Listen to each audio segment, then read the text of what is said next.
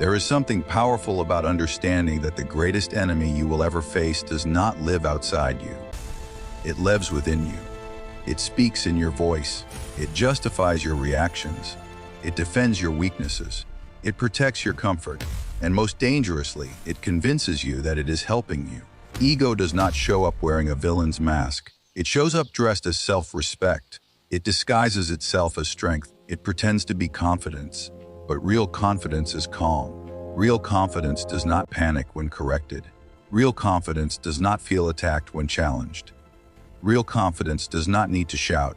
Ego is loud because it is insecure. Growth is quiet because it is focused. When someone challenges your idea and you instantly feel heat rising in your chest, that is ego. When you interrupt someone just to prove your point, that is ego. When you refuse to admit a mistake even though you know you are wrong, that is ego fighting for survival. But when you pause and listen, when you consider that maybe there is something you can learn, when you choose understanding over defending, that is growth taking control. The difference between ego and growth is not intelligence. It is awareness. Most people operate on autopilot. They react without thinking. They defend without reflecting. They argue without understanding. They assume without questioning. And slowly, without realizing it, they build a life limited by their own pride. Growth requires consciousness. It requires you to slow down and observe your own reactions. It requires you to ask, why did that comment trigger me? It requires you to say, what can I learn from this situation? It forces you to confront uncomfortable truths about yourself. And that is why growth is rare. Because facing yourself honestly is one of the hardest things you will ever do. It is easier to blame. It is easier to criticize others. It is easier to complain about circumstances. It is easier to say the system is unfair, the people are toxic, the opportunities are limited. It is harder to say, maybe I need to improve. Ego keeps you trapped in blame. Growth places responsibility in your hands. Responsibility is heavy, but it is also powerful. Because the moment you take responsibility, you take control. And control is the foundation of transformation. Think about the areas of your life where you feel stuck. Maybe it is your career. Maybe it is your health. Maybe it is your relationships. Ask yourself honestly, have you truly done everything to improve? Or has ego stopped you from seeking help, learning new skills, admitting weaknesses, or trying again? Ego hates starting from zero. It hates being a beginner. It hates not being good at something. That is why many people never start. They would rather protect their image than risk looking inexperienced. But every expert you admire was once a beginner. Every master was once awkward. Every successful person once struggled publicly. The difference is they were willing to look foolish temporarily to avoid being average permanently. Ego says, what will people think?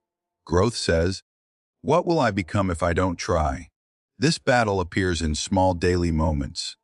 When you receive feedback at work and your first instinct is to defend instead of listen. When your partner tells you something hurt them and instead of understanding, you justify your behavior. When a friend achieves something big and instead of celebrating fully, you feel threatened. Ego shrinks when others shine. Growth expands when others shine. A person committed to growth understands that someone else's success does not subtract from their own potential. It inspires them. It teaches them. It shows them what is possible. Ego lives in comparison. Growth lives in progression. Comparison is toxic because there will always be someone ahead of you and someone behind you. If you compare upward, you feel inferior. If you compare downward, you feel superior. Both are ego traps. Progression focuses only on one question: am I better than I was yesterday? That question is liberating. It shifts the competition from external to internal. And when you compete with your past self, the game changes completely. Growth also requires patience. Ego wants recognition now. Ego wants applause immediately. But real growth is slow. It is repetitive. It is often invisible. You go to the gym for weeks before you see change. You study for months before you master a subject. You work on your communication for years before you become truly influential. Growth demands consistency without immediate reward, and that is where most people quit, not because they are incapable, but because ego gets tired of not being praised. Ego needs validation to survive. Growth needs discipline. Discipline is choosing long-term development over short-term comfort. It is waking up early when you don't feel like it. It is practicing when no one is watching. It is apologizing when your pride resists. It is admitting ignorance when pretending would be easier. These decisions feel small, but repeated daily they shape your character. Character is built in private, ego performs in public. When no one is watching, ego relaxes. Growth continues. If you truly want to measure your commitment to growth, look at what you do when there is no applause. Do you still work? Do you still improve? Do you still reflect? Or do you only perform when there is an audience? The most dangerous stage of ego is silent stagnation. It is when you stop trying but convince yourself that you are still progressing.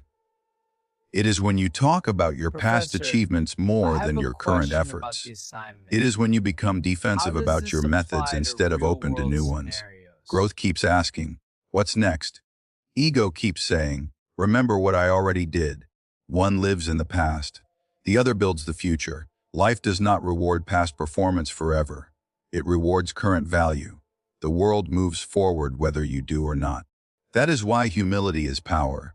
Humility keeps you adaptable. All right, pay It keeps you attention. This teachable. next It point keeps you is curious. crucial. It keeps you Does anyone evolving. have a The question strongest about minds are this? flexible. They can change opinions when presented with better information. They can update beliefs.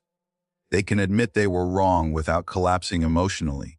Ego sees changing your mind as weakness. Growth sees changing your mind as intelligence. Imagine the freedom of not needing to win every argument.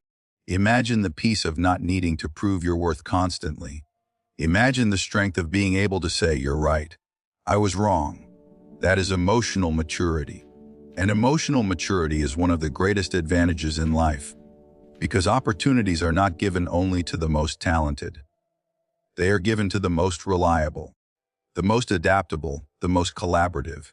And ego struggles with collaboration because it wants control. Growth thrives in collaboration because it values learning. Hey, I There know will be it's moments when tough, life but we humbles can you. turn this A failure, a around. rejection, a I loss, a appreciate it, setback. but I don't In know those how. moments, ego will try to Let's protect tackle you it by blaming together. circumstances. It will tell you that the system is unfair, that people are against you, that luck was not on your side. Growth will ask a different question. What can I do better Hey, come next over time? here. Look at That this question is view. powerful I because it see keeps you it. in the It game. looks nice. Ego It's quits more when than pride nice. is Come hurt. on. Growth persists when pride is challenged. And persistence is often the only difference between ordinary and extraordinary outcomes. The journey of growth is not glamorous. It is repetitive.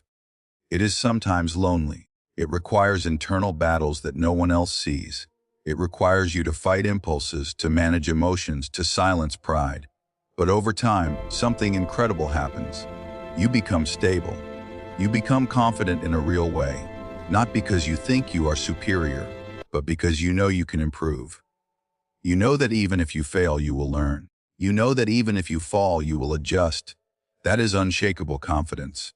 It is not built on ego, it is built on growth. And when you operate from growth, criticism no longer destroys you, it refines you. Competition no longer threatens you, it motivates you. Failure no longer defines you, it teaches you. You stop fearing mistakes because you understand their value. You stop fearing being wrong because you understand correction is a gift. You stop fearing starting over because you understand reinvention is strength. The world belongs to those who stay students. The moment you believe you have arrived, you stop moving.